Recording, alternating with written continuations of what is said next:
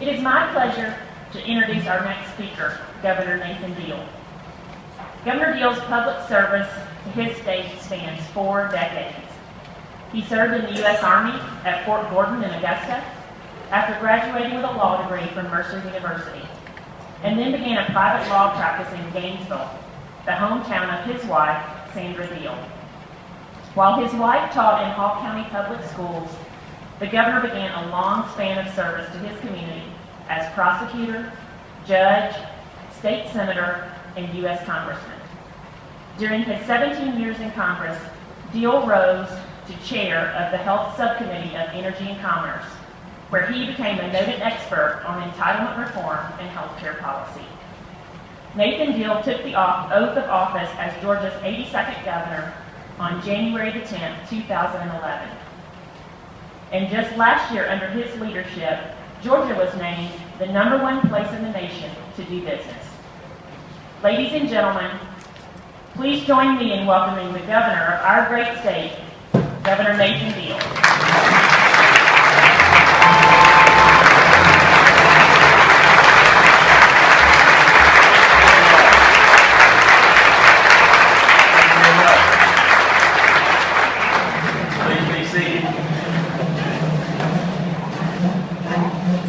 Thank you for the introduction. It's my pleasure to be with you today. This is a great looking group. I thank you all for taking time to come and be here in your capital city while the General Assembly is normally in session. Now, just because they're not in session on the floor does not mean they're not working. There are a lot of things that are going on because we are rapidly approaching the so-called crossover day, in which legislation that originates in one house must have crossed over to the other house by next Monday. Is it Monday's crossover day? In order to be considered for final action this year. So a lot of people are working behind the scenes to try to make sure that their legislation is in a posture to be considered and hopefully finalized. So don't think that just because they're not on the floor up there that they're not busy doing the state's business.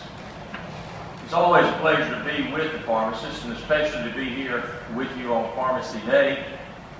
Jim Bracewell, your Executive Vice President, has been a good friend of mine for a long time and represents your industry very well, your profession, I should say, very well. I had the honor of appointing Jim to the Pharmacy Board last November, and I want to wish him the very best, as I understand he's going to be retiring perhaps later in the summer of this year. And certainly wish him the very best. But I know because I'm appointed to that board, I'm going to get a chance to stay in touch with him, and I thank you for that. I know that you know that your profession is one of the more important elements of the delivery of health care in this country. It has been elevated over the years, both in practical terms, but also in political reality. I was the Republican chairman of the House Subcommittee on Health when we passed Medicare Part D. I voted for that. It was, in my opinion, a very logical extension of what the federal government had committed itself to do with regard to Medicare for our senior citizens. We had been in a posture in this country in which, through Medicare, we were paying for doctor's visits, hospital visits, and many of the things that we had done historically that did not include pharmacy were all of a sudden out of sync with where the treatment of diseases had moved to.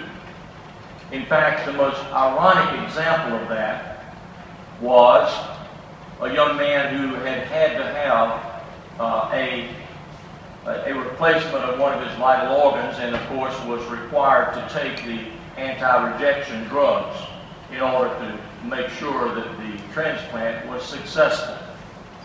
But because he started back to work and was able to work part-time, his income eligibility became such that he could no longer have the governmental assistance for his medical payments to sustain the purchase of those anti-rejection drugs. And the answer that government gave him was this one. Well, we know that that expensive organ transplant that we paid for with taxpayer money is not going to be successful if you can't take the anti-rejection drugs and the organ fails. But take heart. The government will pay for another transplant. Now that was illogical to me. I think it's illogical in the minds of most people. So we, I think, took an appropriate step of making sure that we did not take health care to the edge of a crevice and not have the ability to help individuals beyond that point in time. Because as you know, more and more of the things that we have done through treatment in a doctor's office, maybe even surgical procedures, are now becoming unnecessary in light of the advancements of pharmaceuticals. And as pharmaceutical productions and research continues to evolve, I think we will continue to see that phenomenon continue. I know that we are fortunate here in the state of Georgia to have a new plant by Baxter Pharmaceutical, Baxter International, which is a major pharmaceutical producer, building the largest plant of its kind here in the state of Georgia. It is a biologics production facility. And as you know, that is apparently the new wave of where pharmaceuticals are moving to deal with even more difficult medical problems in the area of biologic production. We're just pleased to have a facility like that that's going to be coming online in the not too distant future right here in Georgia. But because of all of these evolutions in the pharmaceutical arena, it is important that you stay engaged with the political processes, both those here at the state level as well as those in Washington. You are fortunate that your profession has, I believe, 5 members of the General Assembly who are pharmacists by training and by practice in most cases. So you are very well represented. In fact, I'm told that's the largest number of pharmacists that any state has in its state legislative body. So they keep us all informed and make sure that your positions and your interests are very well represented. Now, I hope that you have an opportunity today to interact with some of these legislators, and there are several of them here at the table this morning. Those that perhaps may not be on the floor, many of them will be in their offices, and their staffs hopefully will be available to talk with you. You are, I think, in one of the most exciting professions that a young person can enter into. I congratulate you for your choice of a profession. I wish you well, and I want to make sure that as many of you as possible stay in the state of Georgia when you complete your educational requirements. We're going to need you. We have a growing population. We have an aging population. And all of that, I think, leads to a very fruitful future for anyone who pursues the profession of being a pharmacist.